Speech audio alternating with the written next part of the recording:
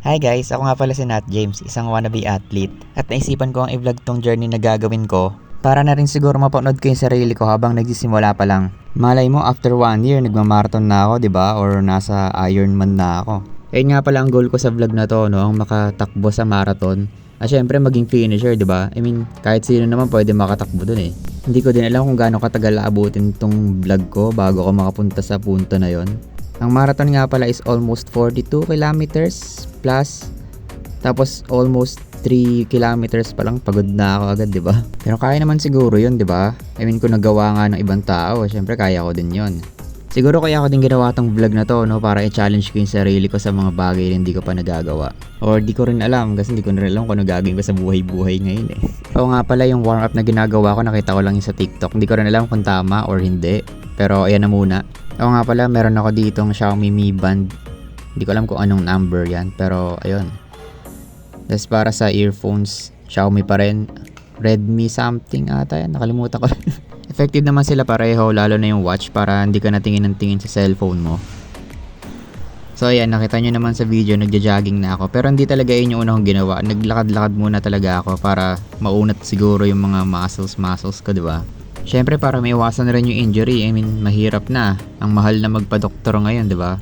Almost 1.5 kilometers pa lang ata na jogging ko dito. Tapos nararamdaman ko na agad yung pagod. Ayoko naman i-push agad yung sarili ko. So nagpahinga muna ako saglit. Yan, nakikita nyo naman.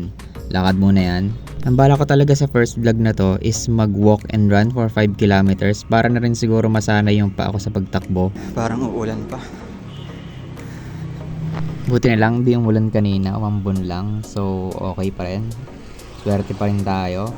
Makikita nyo nga pala sa right side natin yung mga kotse ko. Nakaparada lang. Alright. Yan, takbo na ulit. Dito nga pala sa part na to is puro uphill. So, napagod agad ako. So, naglakad na ako pagkatapos. Ayan, naka almost 2.6 kilometers na tayo. So, pagkatapos na naglakad-lakad na lang ako hanggang sa mga 5 kilometers kasi medyo hindi na kinakaya ng pa ako. Baka hindi ko na kayanin mag-jogging pa bukas ulit.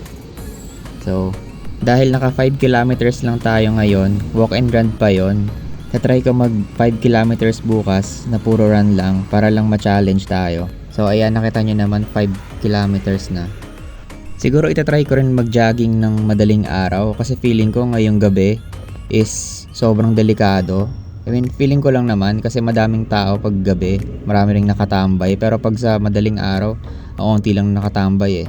And ayan, nakauwi na nga ako dyan. And try ko mag-cool down dyan. Gagamitin ko lang is yung ginamit kong pang warm up na exercise. Hindi ko na alam kung tama yan, pero siguro mag-research pa ako para malaman ko kung ano yung mga iba pang ways para hindi tayo ma-injure from start to finish ng pagtakbo. Maganda rin tumakbo ng may kasama. So if wala kayong kasama, invite nyo lang ako, tara takbo tayo. Yun lang, see you bukas, 5 kilometers. Peace!